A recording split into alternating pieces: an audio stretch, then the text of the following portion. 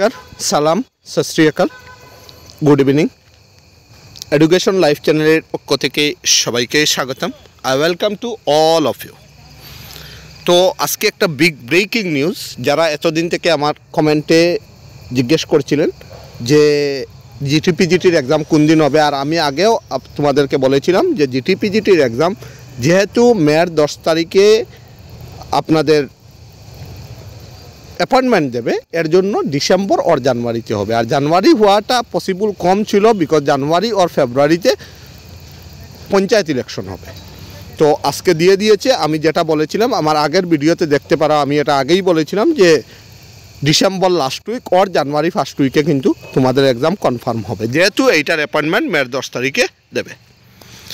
তো কি দিয়েছে দেখো, গভর্নমেন্ট অফ আসামের থেকে দিয়েছে নোটিশ। কি দিয়েছে? It is hereby informed to all concerned that the candidates who have applied for TET cum recruitment test 2024 can download their admit card for the examination which will be held on 29/12/2024. এইটা মনে রাখবে যে 29 তারিখে exam হবে, 29/12/2024, ডিসেম্বরের 29 তারিখে। By logging into the official website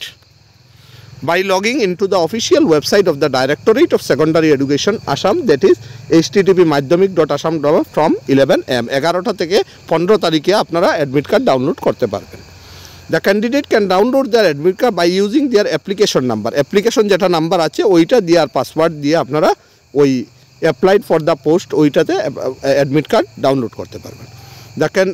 The candidate will have to produce hard copy of the admit card, a photo ID issued government such as Aadhaar card, PAN card, voter ID by the written examination.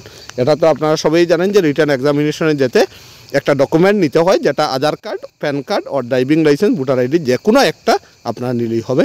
And must follow all instruction mentioned in the admit card. Admit কার্ডে আপনাদের instruction লেখা থাকবে কোনটা খালি। দেখুন, black কালারে যদি আপনারা এক্সামে OMR-এ মার্ক করেন তাহলে খুব ভালো হয়, যখন চেকিং করে ব্ল্যাক কালারটা ভালো হয়। In case of PWD candidate certificate from competent authority will be also required.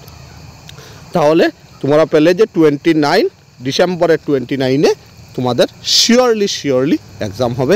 এখন থেকে প্রিপারেশন নিয়ে নাও যে একটা চাকরি পাবে কি পাবে না। যদি একদম টাইম কম, কিন্তু only for 25 or 26 days.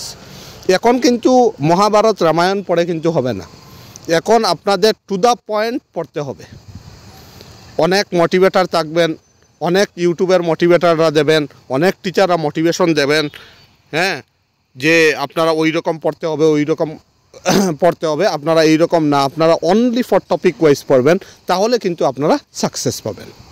Topic wise যদি না পড়েন, এই যে একটা এত বড় বিশাল কোর্স, আসাম জিকে বলুন, হ্যাঁ, আপনাদের এই পেডাগজি বলুন, ইংলিশ বলুন, এটা এখন তো নিউ করে ম্যাথসও অ্যাড করেছে।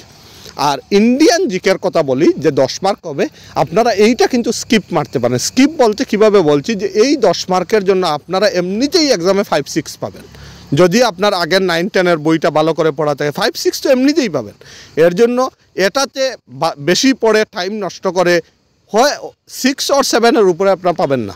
কিন্তু আপনারা যদি আসাম জিকে প্রিপারেশন ভালো করে করেন, পেডাগজি তো ভালো করে করতেই হবে, 50 মার্কসের পেডাগজি মার্ক আসবে। আর থিওরিতে বেশি ভালো করে জোর দেবেন। আর যদি কোনো ভিডিও পেডাগজির লাগে তাহলে কিন্তু কমেন্টে জানিয়ে দেবেন। তো থ্যাংক ইউ সো মাচ।